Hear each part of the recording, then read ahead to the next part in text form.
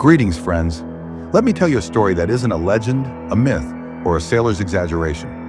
It's a tale recorded in official logs, whispered among sea veterans, and forgotten by history on purpose. Because what happened was never meant to be told. The year was 1971. The Cold War was raging. Ships crisscrossed the oceans delivering weapons, fuel, and secrets. And among them sailed a ship called the SS Nightshade. It was neither famous nor luxurious. No grand ballrooms or five-star dinners here. Just a dark, metal-bellied freighter used for cargo and occasionally low-priority passengers. But this voyage would never reach its destination. Let's go back to the beginning. October 3rd, 1971, departure from Halifax, SS Nightshade. Departed the docks of Halifax, Nova Scotia. Its destination, Rotterdam, Netherlands. A 9-day transatlantic journey through one of the coldest and most isolated ocean routes in the world. On board were 83 crew members, 12 civilian passengers, and a shipment of classified military cargo stored in a locked steel container in Hold C. The captain of the ship?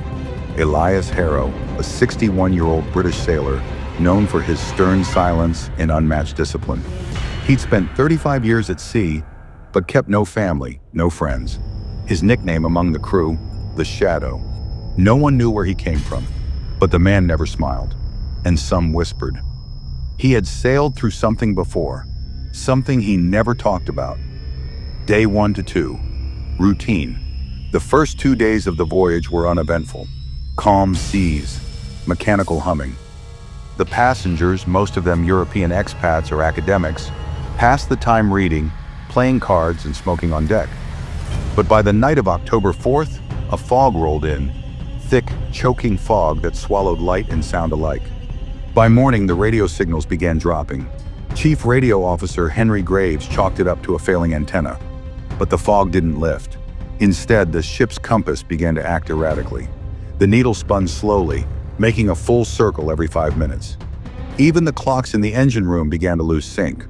One ticked faster, one lagged behind. October 5th, the first disappearance. That night, something strange happened. A young deckhand named Michael Peters was due for his midnight engine check. He never showed. His roommate said Michael left the room at 11:45 p.m.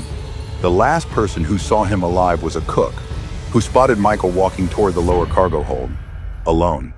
But the hold was restricted. No one had any business going down there. A search was conducted. Every corner of the ship was inspected. Nothing. No body. No blood. No trace. His boots remained by his bunk. His coat was still hanging. It was as if he melted into the walls. Captain Harrow made no announcement. Just told the crew to keep focus and avoid distractions. Some crew thought Michael had fallen overboard, but there was no splash, no alarm, and others weren't so sure. Because that night, several passengers claimed they heard knocking from inside the walls. The mysterious cargo.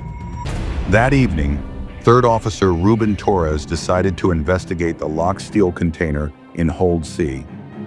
But the moment he stepped into the cargo bay, he collapsed. Later, he claimed he heard a woman crying softly from within the container. But when he tried to speak to her, he felt a crushing pressure in his head, like something was inside his mind. Captain Harrow ordered Hold C sealed entirely. No one was to go near it. From that night forward, several crew members refused to enter the lower deck. Even the most hardened sailors requested reassignment. October 6th, the clock stops. By now, the fog outside had become unnatural. No sun, no moon, just endless gray. And on October 6th, at exactly 3:03 a.m., every clock on the ship stopped. All at once, the ship's lights flickered and the temperature dropped suddenly, despite all readings showing normal conditions. One passenger, a physics professor named Elsie Monroe, began documenting everything in her journal. It's as if time has no meaning here. I don't know how long we've been at sea. The sky hasn't changed in 3 days. The crew avoids looking each other in the eye. I don't think this is Earth anymore. October 7th, the visions. The remaining passengers reported seeing things. One saw their dead sister on the upper deck, smiling at them. Another claimed they spoke to their long-dead father in the mess hall. But most terrifying of all, multiple people reported seeing a woman in a long black dress walking the ship at night.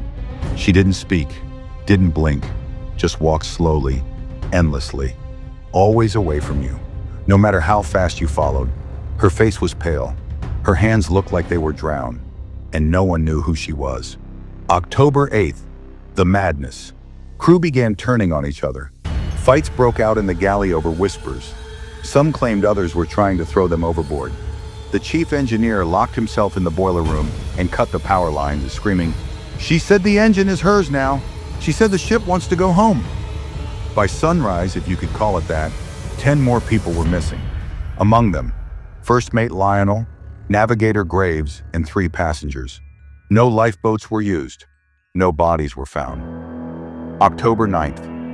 The journal. Elsie Monroe left behind one final journal entry. "I heard her whisper to me last night. She said this ship was once hers, that it carried her to the place where they drowned her. The ocean remembers, the metal remembers, and now she wants us all."